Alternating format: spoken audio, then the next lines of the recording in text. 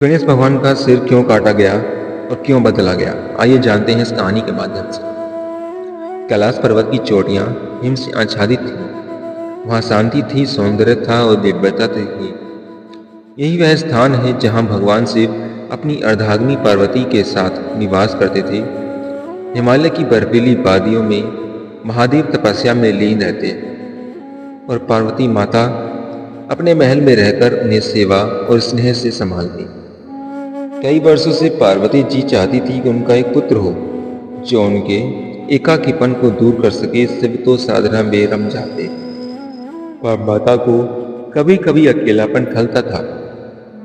एक दिन पार्वती जी ने स्नान का मन बनाया। उन्होंने अपनी सेविकाओं को बाहर खड़ा कर दिया, पर एक बात खटक रही थी। महादेव अक्सर बिना सूचना के कक्ष में प्रवेश कर जाते थे।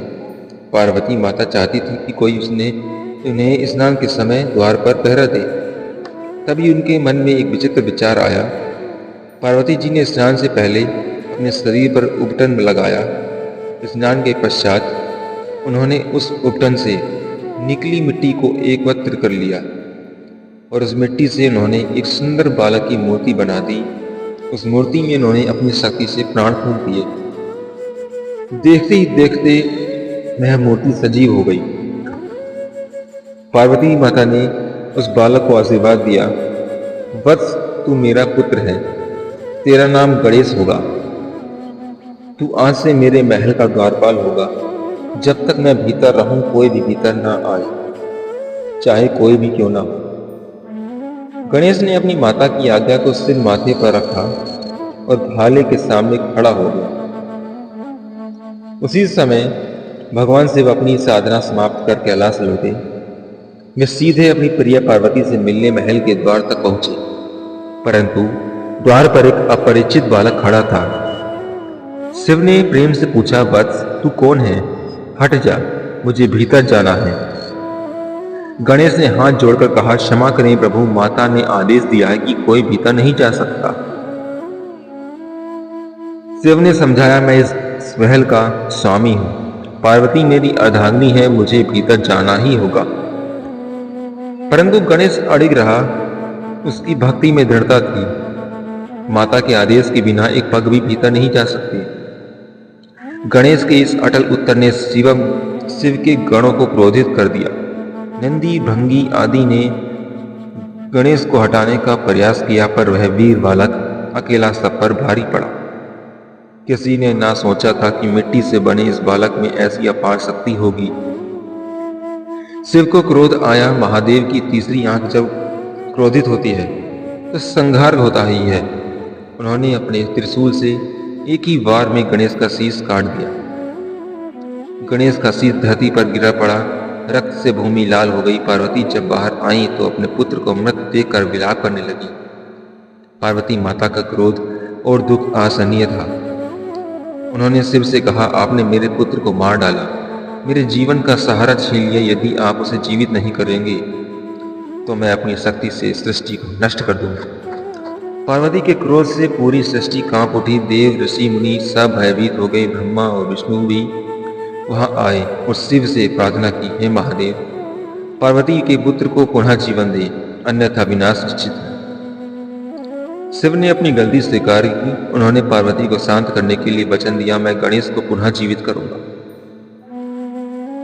पर समस्या थी कि गणेश का कटा सिर बहुत दूर बह गया था और वह फिर से जोड़ा नहीं जा सकता था। शिव ने अपने गणों को आज्ञा दी, उत्तर दिशा की ओर जाओ। जो भी जीव अपनी मां के मुख की ओर सो रहा हो उसका सिर लेकर आओ। गणेश ने ढूंढा तो एक विशाल हाथी अपने मां के मुख की ओर सो रहा था। गणों ने हाथी का सिर काटा और शिव के पास ले आए। शिव ने हाथी का सिर गणेश की धड़ से जोड़ दिया और अपनी दिव्य शक्ति से उसे जीवित कर दिया। देखते ही देखते गणेश ने फिर से आंखें खोली। पार्वती माता ने पुत्र को जीवित देखा तो उनकी आंखों से आंसू बहने लगे। शिव ने कहा, वत्स गणेश, आज से तुम देवताओं में अग्रणी होगे। समस्त देवता तुम्हारे पूजन के बिना कोई कार्य प्रारंभ नहीं करेंगे। तुम विघ्नों के विनाशक और सिद्धियों के दाता कहलाओगे। तुम्हें प्रथम पूज्य होने का आशीर्वाद देता हूँ। देवताओं ने भी गणेश की स्तुति की। विघ्नहर्ता, मंगलकर्ता, बुद्धि और ज्ञान के देवता, तुम्हारा नाम अमर रहेगा। गणेश ने अपने माता पिता को प्रणाम किया। हाथी के सिर ने उनके स्वरूप को अद्भुत बना दिया। बड़ा मस्तक, छोटी आंखें, लंबा सूंड, जो बौद्धिकता और दूरदर्शिता का प्रतीक बना। यह कथा केवल एक पौराणिक घटना नहीं है, बल्कि इसमें गहरे प्रतीक छिपे हैं। गणेश का सिर काटा जाना अहंकार को काटने का प्रतीक है। हाथी का सिर ज्ञान, धैर्य और विशाल दृष्टिकोण का प्रतीक है। गणेश का द्वारपाल बनना यह संकेत करता है कि कोई भी शक्ति बिना अनुशासन और मर्यादा की नहीं टिक सकती।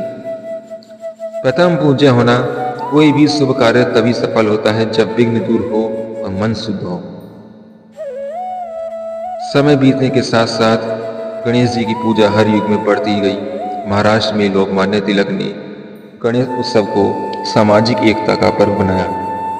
आज हर घर, हर गांव, हर नगर में गणेश चतुर्थी पर गणपति बप्पा को बुलाया जाता है।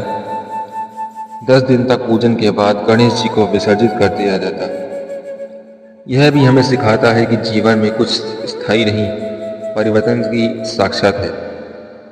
गणेश जी का बड़ा मस्तक हमें सिखाता है, बड़ा सोचो, दूर देखो। उनके बड़े कान, सबकी सुनो, आवश्यक ग्रहण करो, शेष छोड़ो। उनकी छोटी आंखें एकाग्रता का प्रतीक है। लंबी सूंड कठिन से कठिन काम को भी सरलता से करना सिखाती है। मूषक वाहन बताता है कि अहंकार रूपी चाहे चूहे को नियंत्रित रखना चाहिए। इस प्रकार गणेश जी का सिर कटने और बदलने की यह कथा केवल पौराणिक नहीं, बल्कि गहन आध्यात्मिक संकेत देती है। जीवन में संकट आएंगे, अहंकार कटेगा, परंतु धैर्य, ज्ञान और विवेक से हर संकट पार किया जा सकता है। धन्यवाद। बोलो गणपति बप्पा की मोरया। गणेश भगवान